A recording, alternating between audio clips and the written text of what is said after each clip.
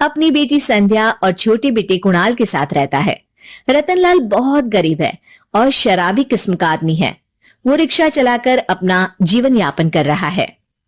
रतनलाल एक अधेड़ उम्र के आदमी योगेश्वर को कभी कभी अपनी रिक्शा से मार्केट या मंदिर छोड़ता है और कभी कभी बाजार से उसका सामान भी ले आता है।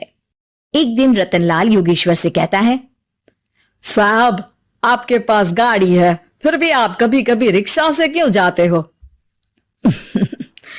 इन शहर की गलियों को आराम से देखना मुझे बहुत पसंद है। ठीक है साहब, मैं चलता हूं, कल फिर आऊंगा। अरे रतनलाल, रुको तो। मैंने सुना है कि तुम अपनी बेटी को कुछ पैसों के बदले किसी को दे रहे हो।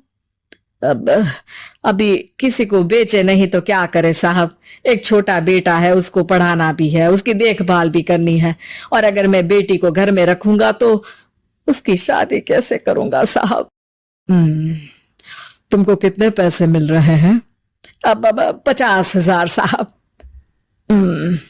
देखो, मैं तुमको पूरे 20 लाख रुपए देता हूं। तुम अपनी बेटी संध्या को मुझे दे दो। हैं?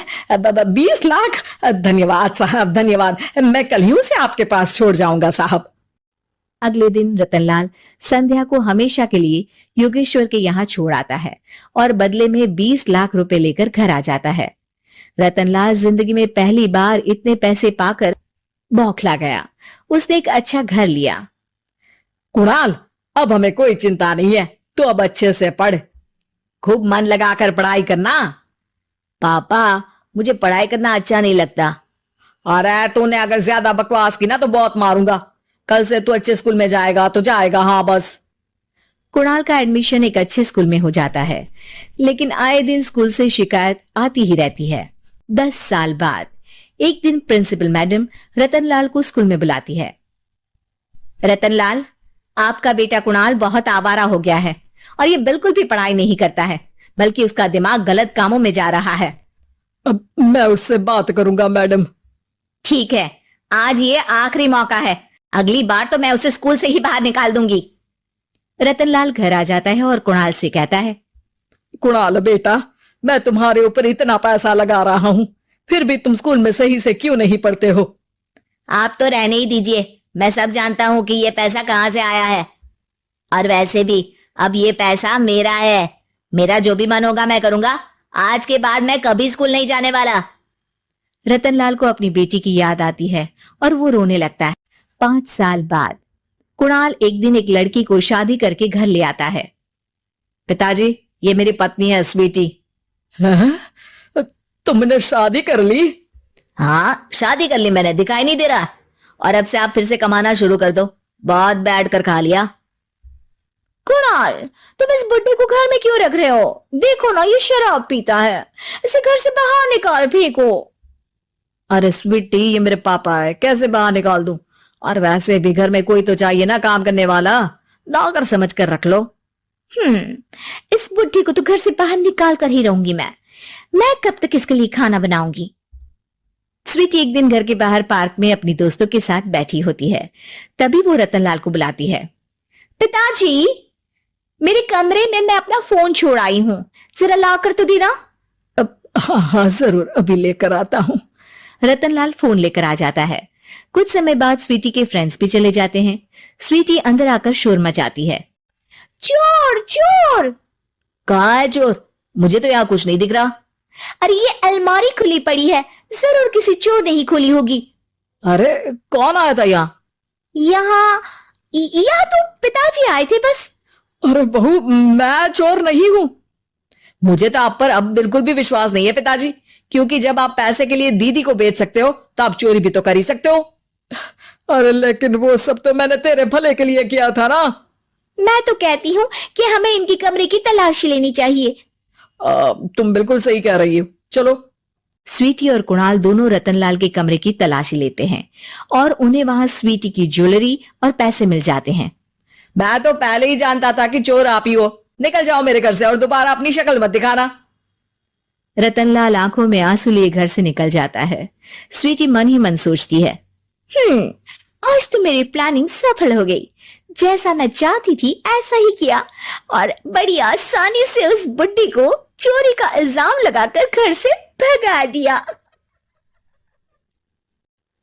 रतनलाल की हालत अब ज्यादा खराब हो गई और वो सड़क पर बैठकर भीख मांगकर खाने लगा।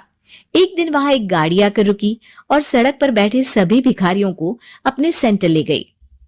एनजीओ की मालिक संध्या एक एक करके सभी को सुविधा मुहैया कराती है। तभी उसकी नजर रतनलाल पर पड़ती है।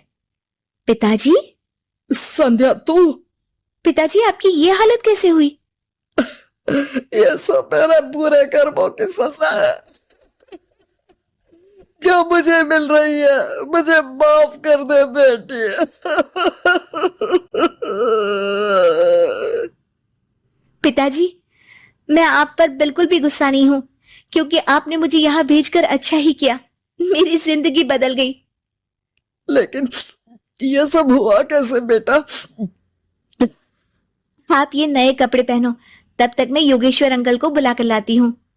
योगेश्वर अंकल? हाँ अंकल। योगेश्वर जी ने तुझसे शादी नहीं की थी?